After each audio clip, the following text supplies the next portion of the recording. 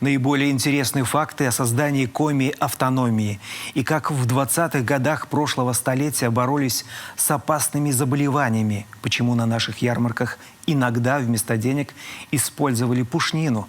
Любопытные страницы истории коми-края от Евгении Кладкевич.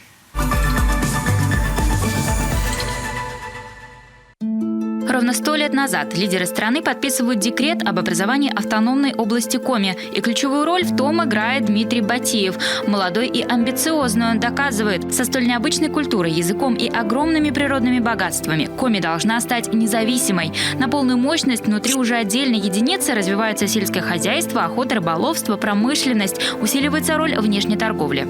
В одном из номеров газет «Юготой» было прописано, что проводились ярмарки, но в том числе и в Помозино проходила Никольская ярмарка.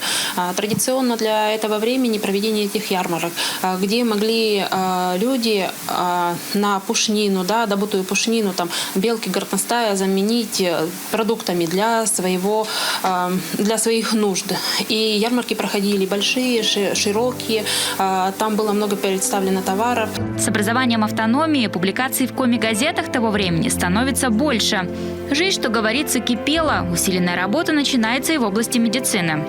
В одном из номеров газет «Юготой» за 1921 год несколько публикаций на первой полосе были посвящены здоровью граждан. Судя по информации, тогда республика столкнулась с некой эпидемией. Болезней в то время было немало, опасных болезней, и чума, и холера. И главный посыл для читателей был соблюдение именно личной гигиены. Это было очень важно. И вот что здесь написано. И потому мы должны содержать себя в чистоте. Кроме того, благодаря разрухе наша медицина не в состоянии предотвратить болезни, ибо не имеет на это средств.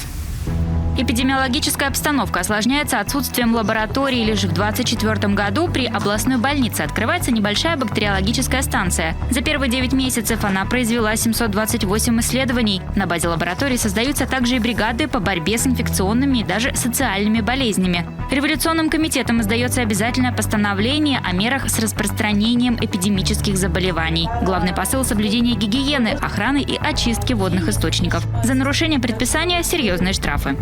За всякое проявление нечистоплотности в помещениях общественного пользования виновные должны подвергаться первый раз денежному штрафу в размере 20 тысяч рублей или принудительным работам сроком на месяц.